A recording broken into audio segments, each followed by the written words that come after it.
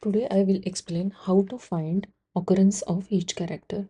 I create the string str equals to hello world. So create a map which contains character and long stores the count value.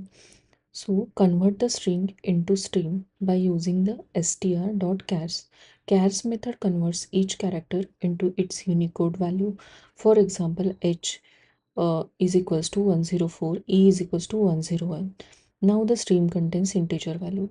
Convert integer back to the character by using dot map to obj. So I represents each integer.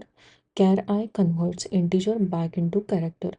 Now the stream becomes h comma e comma l comma l comma o, like that.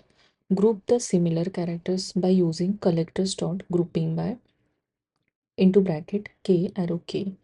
This groups identical characters together.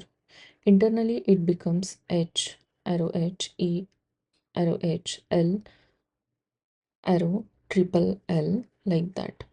Count the characters by using the collectors.counting.